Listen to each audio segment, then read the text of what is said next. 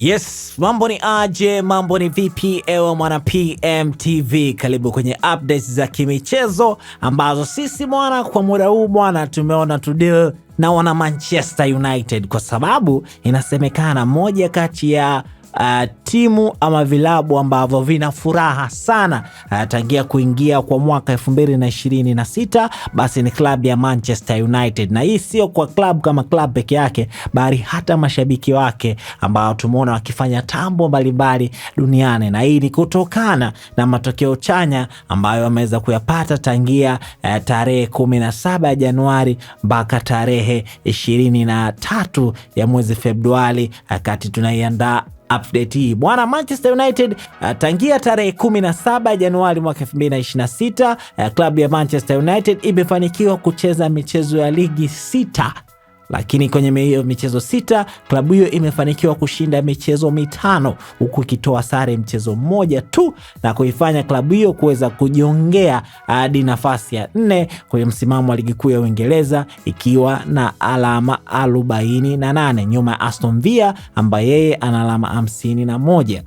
Sasa moja kati ya vitu chanya zaidi ndani ya Manchester United ni uteuzi wa kocha wa muda, ama kocha ambaye amekuja kuishika United mpaka pale msimu utakapotamatika, naye si mwingine bali ni Michael Carrick. Lakini vitu chanya kwa Manchester United haijaishia hapo tu kwa Michael Carrick, bali ni hata viwango vya baadhi ya wachezaji, na mlengwa mkuu ukiwa ni golikipa wa Manchester United Sen Lammens ambaye alisajiliwa akitokea Royal Antwerp ya huko nchini Ubelgiji. Sasa takwimu ambazo tumekuandalia hapa ni kuhusiana na viwango vya magolikipa ambao wamepita ndani ya Manchester United kabla ya Sen Lammens kuweza kuitambulishwa kama golikipa nambari 1 wa klabu ya Manchester United. Magolikipa hao ni Altel Bayandil raia wa Uturuki, lakini bila kumsahau Andre Onana raia wa Cameroon, ambao magolikipa hao kwa pamoja walionyesha viwango vyenye mashaka makubwa kiasi kwamba cha kuweza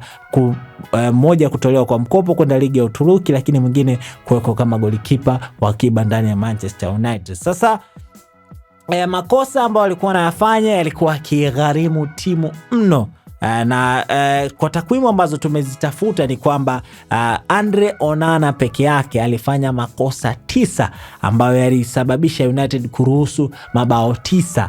Yani makosa 9 yaliyosababisha United kuweza kuruhusu mabao 9 tangia alivyojiunga ndani ya Manchester United. Lakini kwa msaidizi wake ambaye ni Altel Bayandil, ambaye naye alicheza mechi chache, lakini katika hizo mechi chache amefanikiwa kufanya makosa 3 ambayo yameweza kuruhusu bao directly baada ya makosa hayo. Lakini tangia Sen Lammens aingie ndani ya Manchester United hajafanikiwa kufanya kosa lolote ambalo likasababisha klabu hiyo ya kuweza kuruhusu bao. Sasa wengi wanakuwa wakimpa kongole Sen Lammens, na wapo ambao wanamfananisha na Peter Schmeichel, legend kabisa wa Manchester United, lakini wapo ambao wameenda mbali zaidi na kumfananisha na Edwin van der Sar ambaye pia ni legend ndani ya klabu ya Manchester United. Sasa wewe pia tupe mtazamo wako bwana, wewe kama shabiki wa United, kama adui ya United, unaiona United ikimaliza nafasi ya ngapi msimu huu kwenye ligi kuu ya Uingereza? Lakini pia kati unatuachia komenti yako hapo, usisahau kwamba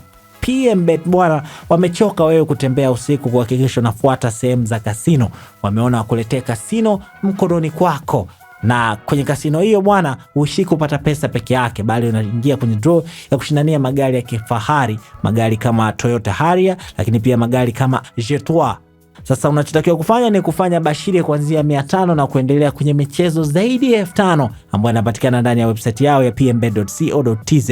Ukifanya hivyo basi jua utakuwa umefanya jambo la maana sana mwaka 2026. Website yao ni pmbet.co.tz. Mimi naitwa Raymond Elias.